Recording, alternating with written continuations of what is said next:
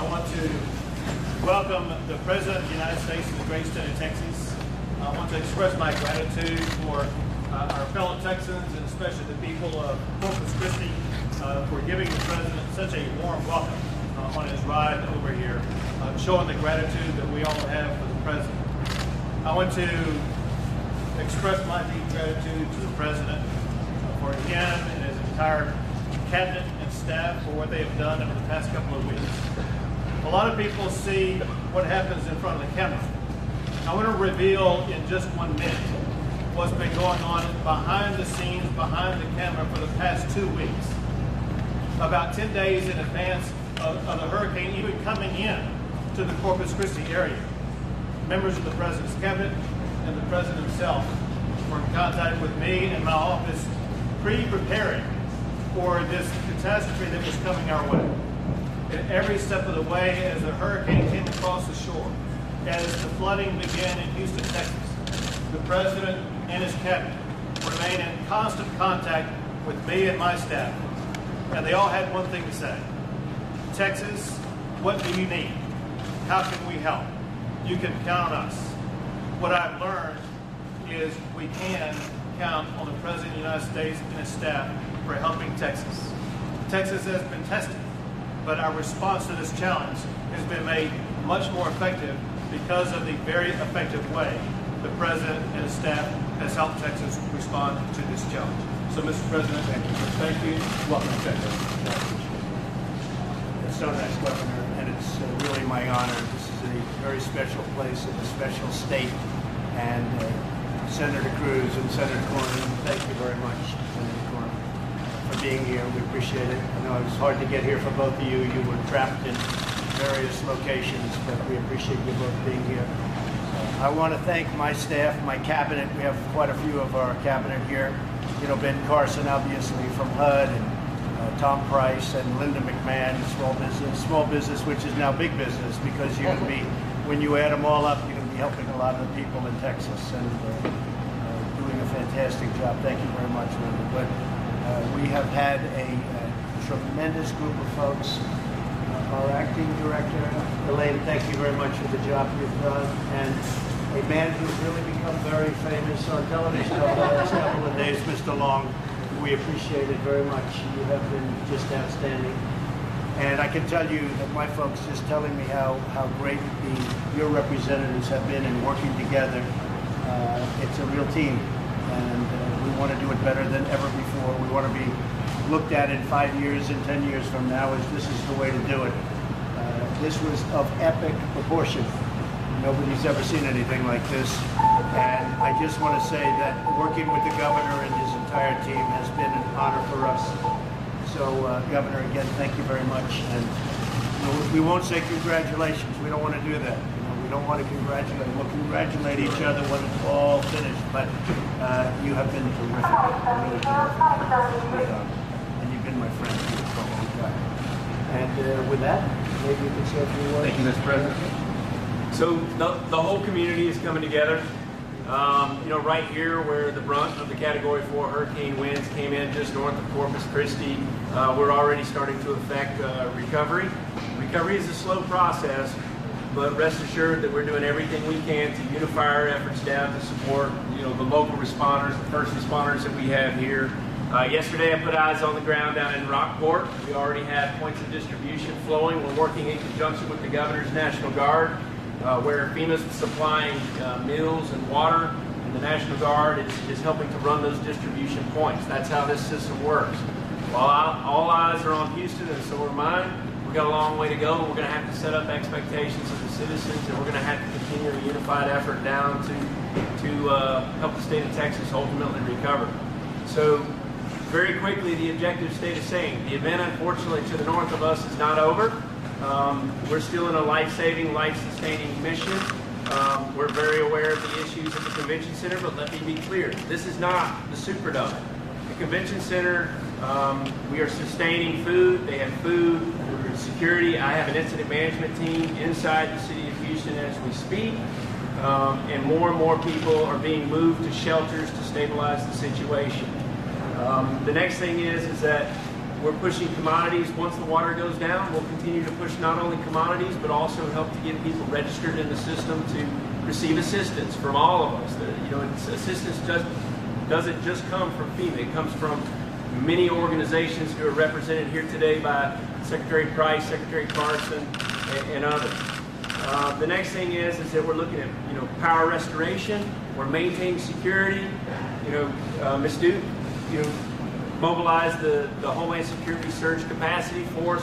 With that comes law enforcement to make sure that we're overcoming and anticipating any security needs that we have. And then also with Secretary Price over here, we're working with not only the governor's disaster medical teams, but we're also sending federal disaster medical teams in, not only to the convention center today, there's already some on site, but there's going to be multiple areas, not only for crisis counseling, but also to make sure that we're meeting access and functional needs. The access is a challenge to getting all the supplies in once the roadway systems come out. We've amassed quite the federal force to be able to support the local and state efforts. For example, the governor pulls 12,000 National Guard troops in. We're pulling units out of Fort Hood as the federal government, federal DoD forces are coming in as well. We pulled several hundred trucks and staff just from assets right here in the state of Texas, and that's how the system works. This recovery is going to be frustrating. We're going to be here with you to help you guide through it. It's going to be tough to navigate all of the programs that come available, but we're here to help. So with that, I'd like to pass it along to our friends at the Coast Guard. Mr. President, good afternoon, sir. This is where your Coast Guard serves at its best. We've got a bias for action. We are here in the state of Texas to support the state of Texas, the Federal Emergency Management Agency, the lead federal agency. Sir, we have both Coast Guard men and women from across the country, capabilities, helicopters, fixed wing, response, incident management specialists, and they're on deck, sir, in Texas here getting after the task at hand. I'd be remiss, sir, to not tell you that as you look, obviously the landfall here, phase one was down here. We've been out, we've seen the effects here, and our local folks here, our calling men will speak more about that. Up in Houston, we are all in with the challenge there. We brought everything to the fight. The weather for the next couple of days is going to remain challenging. We'll probably see average rainfalls for the year, 50 inches, 4 weeks in. And I don't think we know what that looks like. So if I can tell you, the Coast Guard, Department of Homeland Security team, with the DoD forces, National Guard, I spent Sunday and Monday with the governor at different locations. We are seamlessly lashed up with the state. We are getting better at every day. It is a problem of catastrophic proportions, sir. I don't think we've done before, but I can tell you we are all in and we're aligned, and I'm very encouraged, sir, about how this thing is going to go forward, just in terms of cooperation. With this, sir, I'd just like to give Captain Tony Hahn a couple moments here. He's locally give you a perspective on what flight has been here at this service building. Morning, Mr. President. Captain Tony Hahn, the Sector Commander here at Sector Corpus Christi, and also the Incident Commander for our Unified Command. Our Unified Command comprises over 150 federal, state, and local agencies, and we also bring industry partners in there so we can make sure we're covering all our bases and we get the board over. So I want to walk through a timeline of our activities that we've done over the course of Hurricane Harvey, just to let you know where we're at. So on Tuesday, the storm shifted and became a hurricane. Our job is to really assess the port and see what we need to do to get assets out of it. And that's what we started doing on Wednesday. We started making preparations. We locked down facilities. We get assets, deep draft vessels out to sea so they don't damage the port and conditions. Thursday, we moved to evacuating all our forces. We pushed our forces out of harm's way and our people so we can come back in after the storm to help as soon as we can. On Friday, we moved our boats and aircraft away from the storm so they could immediately respond. So now Harvey was upgraded to Category 4 hurricane. Our team is bunkered down in Robstown, Texas. We do a continuity of operations at Robstown, about 20 miles or so from here. We practice that many times, so we're ready to do that. When Harvey made landfall, several ships that were moored in Corpus Christi broke their moorings, and mariners in distress were calling us for help. At that point, we had to wait till the parameters changed, but we sent our helicopters north, and we saved 19 mariners' lives that night.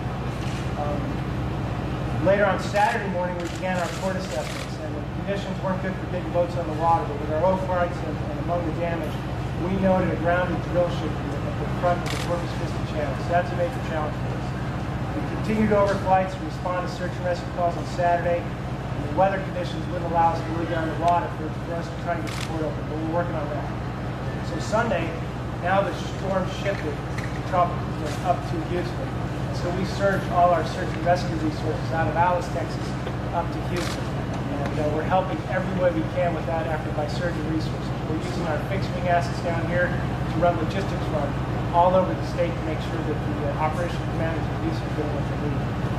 Additionally, we brought our boats up from the south so we can start our operational activities here now that the storm's done. So Monday, we started our water operation with our partners. You know, it's a huge emphasis to get the port open for commerce and all the activities we do in the port. So our partners at the Army Corps of Engineers began their surveys of the channel, checking for shoaling and obstructions, and our ancient navigation team started their evaluations of marking the water with all the buoys and the channel markers, just to make sure when we open the port is safe. So far we found over 180 grounded vessels. Those, our major concern is that large drill ship that's at the mouth of the Corpus Christi Channel. Last night the tide came up, winds came out of the bands from the storm, and it actually raised itself and drifted over the other side of the channel. So the salvaging that boat is a big priority for us. Additionally, we're working with the Texas General Land Office on all the pollution activities. So far, the good news is we've not seen anything major in terms of pollution releases. So to close, we're about 1/3. We're done with our channel surveys with the Army Corps. Once we complete the survey and salvage around the ship, we'll be in a good position to open the port. Right now, our biggest challenge right now is potential shoaling, and that'll require dredging operations. So we're really looking at those. Well, I want to tell you, and I can speak for the governor because we spoke about it. We are very proud of the Coast Guard, the job they've done, the lives they've saved. We're very, very proud of you. Thank you very much. Mr. President, about a couple thousand rescues a day rolled up with everybody else's in this economic issue in the ports. We are in with the Border Protection Agency. We're in with the facilities owners, the pilots on the waterways. The conditions right now are not amenable to getting the ports open. We recognize that's a national priority, and we will keep that and collectively get to that right answer as soon as possible. Fantastic. Thank you. Mr. President, at this time, before the press pulls out, there's information that I'd like to share in regards to how citizens can get involved. So here again, it's the whole community. Neighbor helping neighbor is going to be needed in helping Texas overcome. So very quickly, if you would like to register for assistance underneath the governor's declared counties, there's 18 declared counties for individual assistance underneath the president's disaster declaration. That's disasterassistance.org. That puts in, disasterassistance.gov. I apologize. Disasterassistance.gov. That's the FEMA Individual Assistance Center system. There's also ways, if you're looking to volunteer, nvoad.org, nvoad.org. There's also within the state of Texas, onestarfoundation.org. There's also, and we'll leave it at that, or redcross.org as well. So thank you, and at this time, this concludes the press briefing. Thank you very much.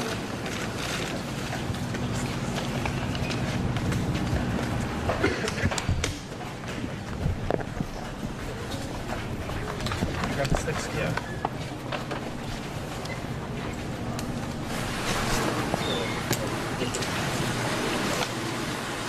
Thank you. Yeah, just take a breather here. All right. Watch your feet. Watch your feet with that cable. I know, that's what I'm trying to like. Thank you. Thanks again. All right, thanks.